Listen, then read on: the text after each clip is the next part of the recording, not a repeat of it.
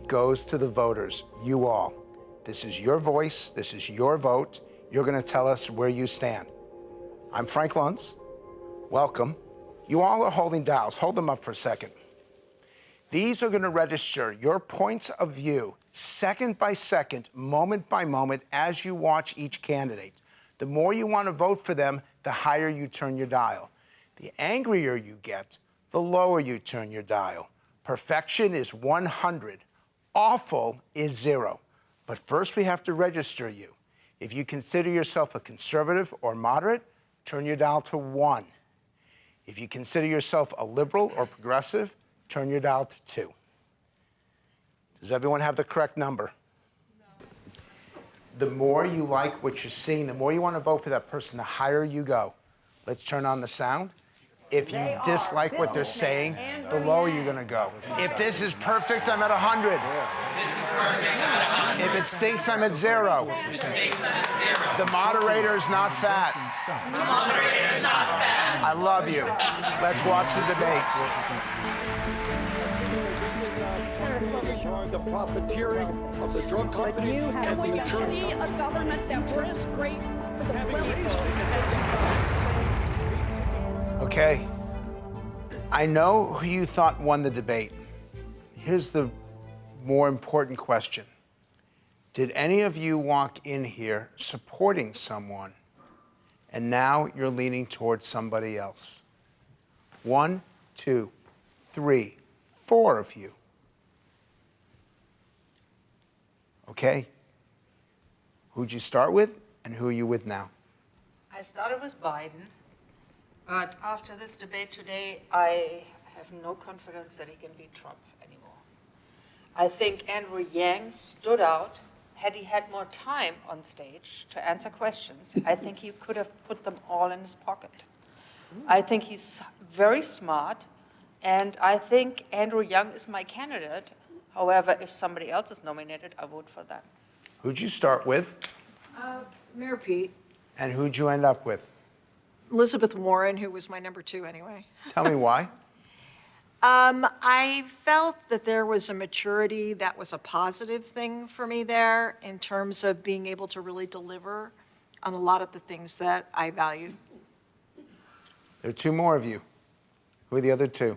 Pete. You started with him.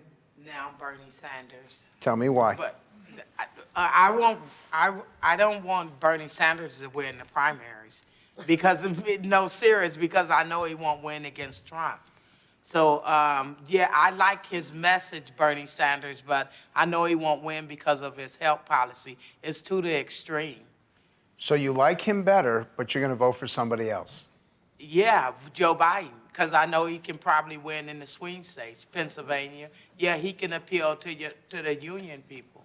That's why. And there's one more vote switcher. Who'd you come in supporting? Well, I thought I liked Amy and Biden. And who do you like? Definitely Bernie Sanders. He won you over also. Tell me why.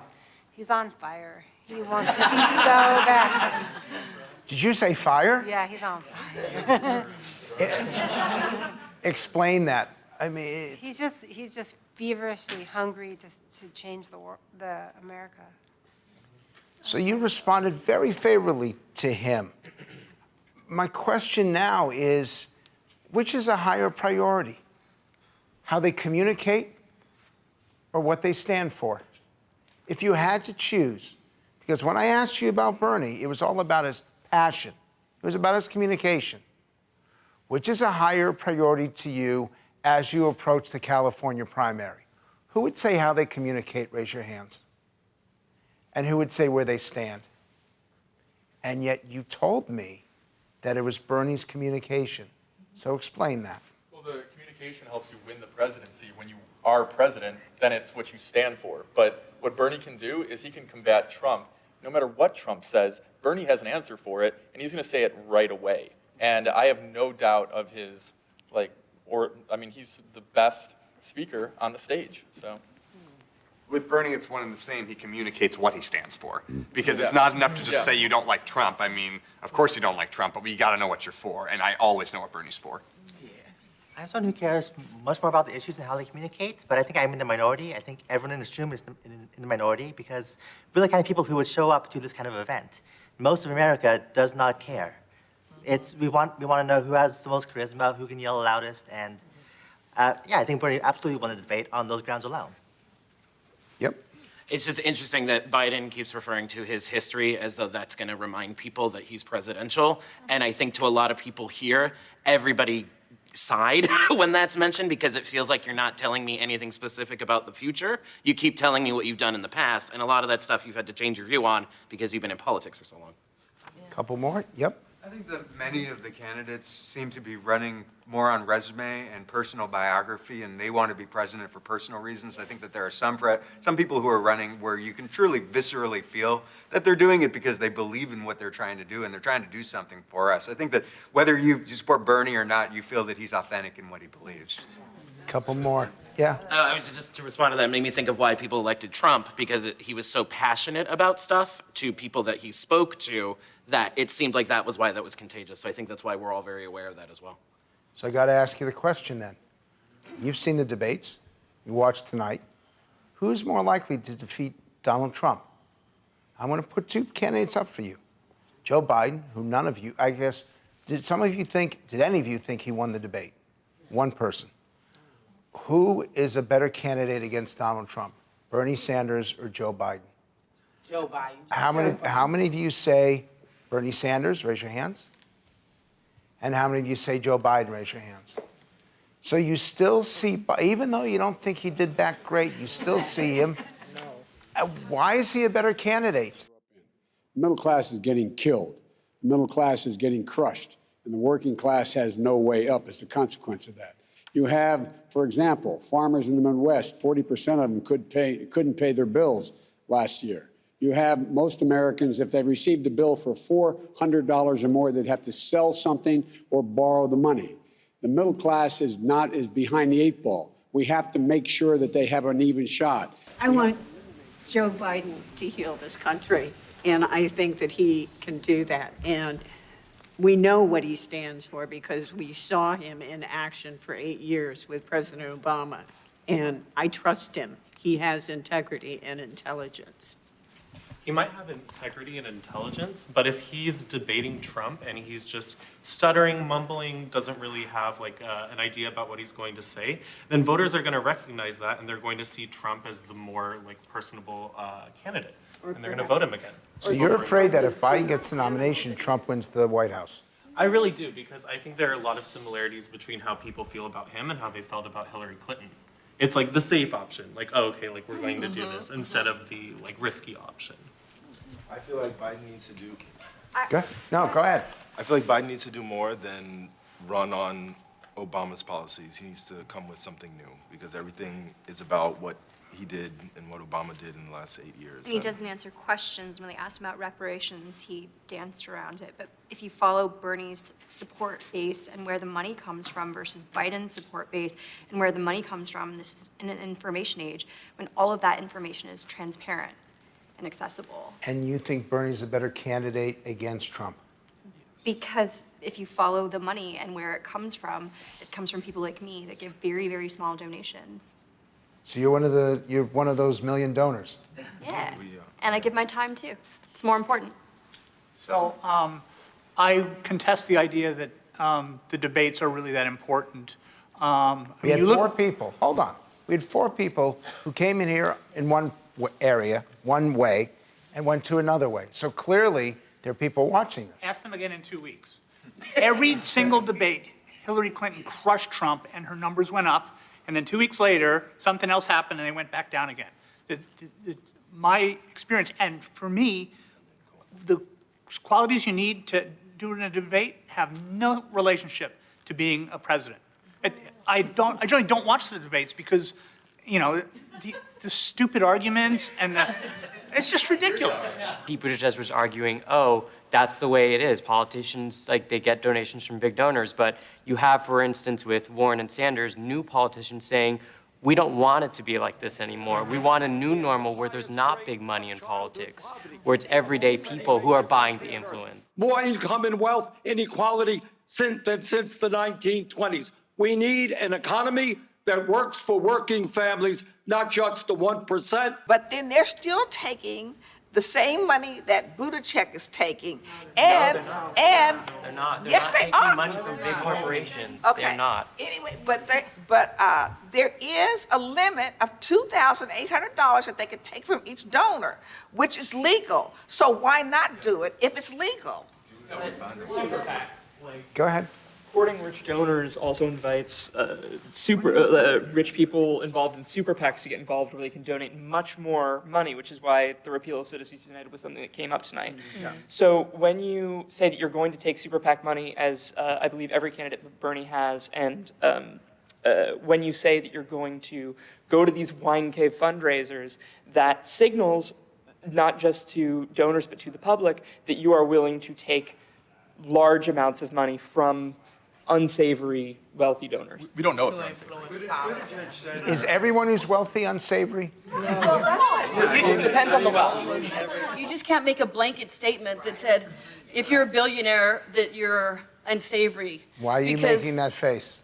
You know, You're I've making had that face. personal Why? experience. Well, with I people mean, that earn there's their just, money. there's no, I mean, I'm sure that they can be genuinely nice people or well-intended. Were you working for them? I mean, like, But like I believe like at a certain point, to accumulate that much wealth, there is no way that you could possibly have accumulated that much wealth without exploiting workers, exploiting millions and Yes, there is. A musician. A musician. Why musician? am I? Are you Period. Right there. Then they're charging too high Yes. ticket prices. I'm 45 years old. I was born a few weeks after Nixon resigned, so my whole life has been post-Watergate. There has not been a day, week, month, year where anybody at any level of government has done anything that has had a positive effect on my life. So when Senator Klobuchar and a lot of them get up there and act as though they have accomplished a great deal for us, it kind of rings hollow. I mean, you know, what has Senator Klobuchar, what have really any of them done that has had a positive? I have friends who are Trump supporters and Bernie supporters all across the spectrum, and I ask them all, what has actually happened that has made your life any better? And nobody can come up with anything. Trump supporters can't come up with anything that's gotten any better. Nothing. I still don't have health insurance, and I have a heart problem. When you started and you were going back to when you were born in 45 years, I had no idea where you were going. Well, I hope you found it. Go ahead. I have Obamacare. Yeah, me too. That's what and it saved me a ton of money. Yeah, and it's basically free. Well, it's not free, it's expensive, but it's... You know, I've buried a friend this week. I've buried so many people over the last few years. There's good odds that somebody in this room isn't going to live to the next election. I'm tired of the horse race. I'm tired of who's up, who's down, while people die. This is supposed to be a great country. It's not. Not anymore. And that does what for who you support? Andrew Yang's the only candidate who's actually putting something forward that might have some sort of a positive impact on my life. So He's talking about specifics. Everybody else is talking about feelings and ideas, and wouldn't it be nice if we could do this? So if he is not the nominee, and bluntly, it is unlikely that he is, what does that do? Where do you end up? Well, Trump's a danger to the country. I feel that anybody up on that stage would be a stronger candidate than Trump. I do feel that some of them are more equipped to beat Trump than others. So I would look at it based on who I feel would be the most able to get up on a debate stage with Trump and convince people. There's one more segment I want to address, which is the Biden versus Bernie. When Biden looked at him and said, put your arm down. And it was the widest division of the dials of the evening. When they talked about Medicare for all, the moderates and the progressives, the spread was 20 points, 30 points in some cases. In that battle, who won? Joe Biden. Joe Biden. Why Joe Biden? Because he's being realistic. It's like the voters in the swing states, they're not going to vote for Medicare for all. Those Trump supporters, they're not going to vote for that. It's like it's too much to the extreme. You have to be in the middle. Polling over the course of the last few months has proven that to be a completely untrue assumption, to be blunt about it, because Medicare for All is popular with, I think it has 60% support across America, and I think like the unrealistic thing would be to run on the same platform that Hillary ran on healthcare, which was, National. and expect a different result. know, it can be popular. That's with national people. It can be popular, and I would love to take advantage of Medicare for all, but we're gonna probably have a mixed, we won't have a Democratic Senate, We could have a probably. Democratic Senate.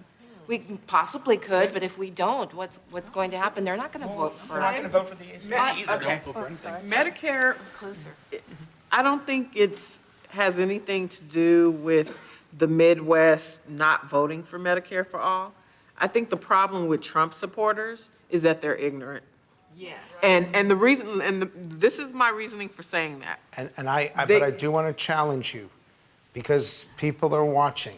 Okay. And that is a very tough thing to say. If I don't challenge you, then I will be challenged. Okay. Do you really mean what you're saying? I mean exactly what I'm saying. So anyone who voted for Donald Trump is ignorant. I'm saying those who would go against the health care, yeah, a lot of them are ignorant because they, either it's that they're ignorant or they just aren't educated or they're not taking the time to understand what's being presented to them. I'm just going to say it as you said it. I'm not saying all of them. Donald Trump voters are ignorant. How many of you, by show of hands, agree with that? Isn't that...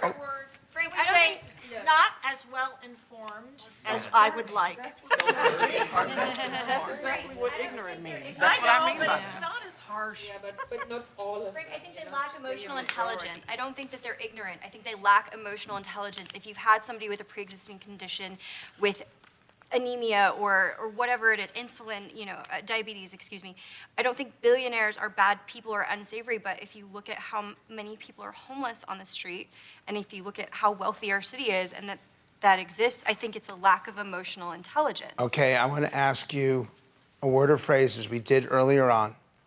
A word or phrase, I'm going to start in the front row and go around. A word or phrase to describe the average Trump voter. Stupid. Cruel. Republican. Ignorant. Republican is a good one. Self-serving. I'm sticking with ignorant. Ignorant. Misinformed. Racist. Voting against their own interests. Misguided. Selfish. Living in a bubble. Ignorant. Sad. Uneducated.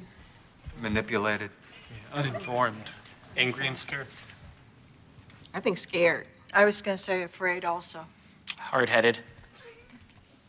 Uninformed. Duped. There's a gentleman who's trying to win in California and spending a lot of money, and he is not in tonight's debate. Mike Bloomberg. Are any of you even considering voting for Mike Bloomberg?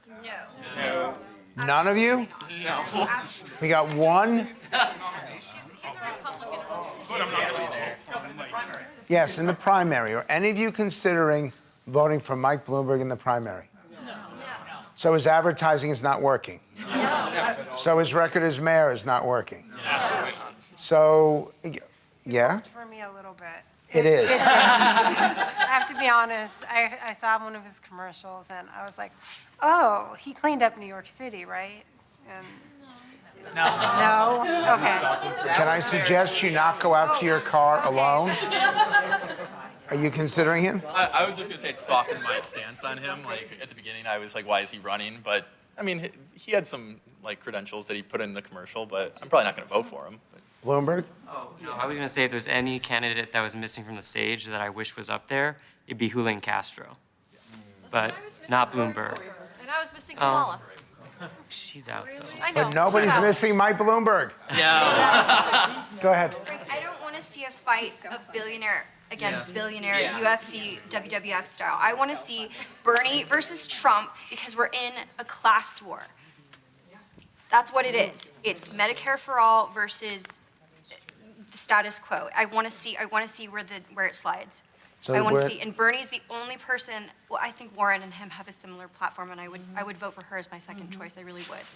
But I want to see it Bernie versus Trump. Go ahead. If Mike Bloomberg were the nominee, I'd vote for him, but I don't have any strong feelings about him. He hasn't done anything to win me over, to even make me remember him. This is not good. He spent millions and millions of dollars, and he's having no impact on you. Okay, final question. What should the people of Los Angeles who read the LA Times or who enjoy the website, what should they get out of what happened this evening? What's your overarching conclusion about what you saw? You know, I was just disappointed that we didn't hear a little bit more about California, being that this is probably the only time that they're going to actually, I mean, we're not a flyover state, we're a fly-into state. They fly into here, they go to a bunch of high-priced fundraisers, maybe they show up at some event that they don't tell us is even gonna happen, and then they fly out. So it would have been nice. I think we heard about, I don't know, homelessness and housing just kind of tangentially. It would have been nice to have heard a little bit more about, specifically as voters, what's going on in our state. We spend more money on housing here than anywhere else in the country. I don't think that's what's going to win the general election. I think we have to talk about the swing states. And when we say that Trump voters are ignorant, that this is a fly-into state, not a fly-over state, then it reinforces this idea that a lot of conservatives have that the Democratic Party is this elitist, coastal elite party that doesn't care about the rest of America. Well, I think the takeaway from tonight will be, at least in California, is that it was between the progressives. I mean, none of us liked the moderates, Pete or Biden. I mean, the majority, most of us liked Warren or Sanders. So I think that's the takeaway that I think the country's going to get is, well, it's liberal California. I wish somebody would have talked about the fact that Californians basically finance a lot of the states, especially in the South, that are voting for Trump and voting for the Republicans, and that are looking down on us and saying, oh, we are the libtards and what have you. But we are the ones who are making the money so that they can even survive. And I think if a Trump voter would hear that, maybe they would think differently. I don't know. Heard it, they don't care. Yeah. Well, you know what? I don't know that anyone can top that comment or that anyone would want to try. And if you're still watching, and I hope you are, this is the voice of the people. This is the voice of California. This is an important state. March 3rd is when you get a chance to be heard, and nobody will be heard louder than California on that day. The people in this room may well decide who the next president of the United States is. Thank you for participating, and thank you for watching.